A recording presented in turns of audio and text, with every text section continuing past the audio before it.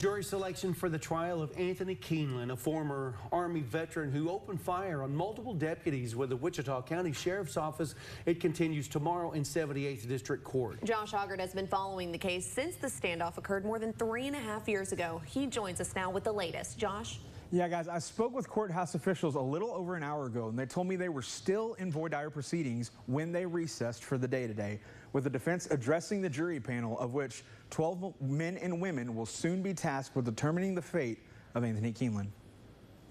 The charges against 38-year-old Anthony Michael Kienlen stem from October 13th, 2021, when Wichita County deputies responded to his residence on Turkey Ranch Road. When they arrived, they say Kienlen was outside wearing body armor and armed with an assault rifle, and at around 2:12 that afternoon, Kienlen opened fire. He's got 2 rifles, looks like he's walking back towards the garage.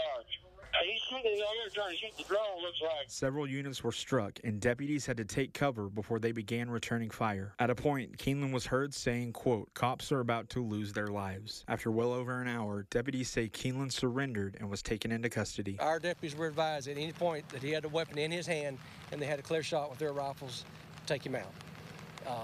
Fortunately, it didn't happen, so I'm really glad for that. While no one was injured, many reported hearing the bullets fly by, and a neighbor said multiple rounds struck their home. Kienlen was charged with over a dozen counts of attempted capital murder of a peace officer and given a multi-million-dollar bond, leading loved ones to plead for his bonds to be reduced so he could receive the mental health care he needed. We're not saying that this should all be swept under the rug by any means. What we're saying is that he should be allowed treatment. Kienlen's family said the U.S. Army veteran has suffered from PTSD since his return from combat in Afghanistan, and the standoff was an attempt to commit suicide by police. This is not like him. It's not. He's never had a criminal history, ever.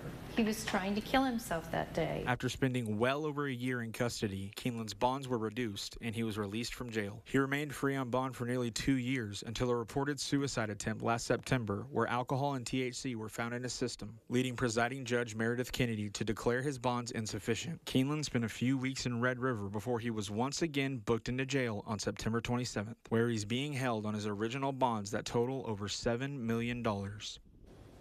Now, voir dire is set to pick back up tomorrow morning at 9 with Kienlen's defense attorney Dustin Nims continuing to question the jury panel. It's currently made up of 80 men and women from Wichita County.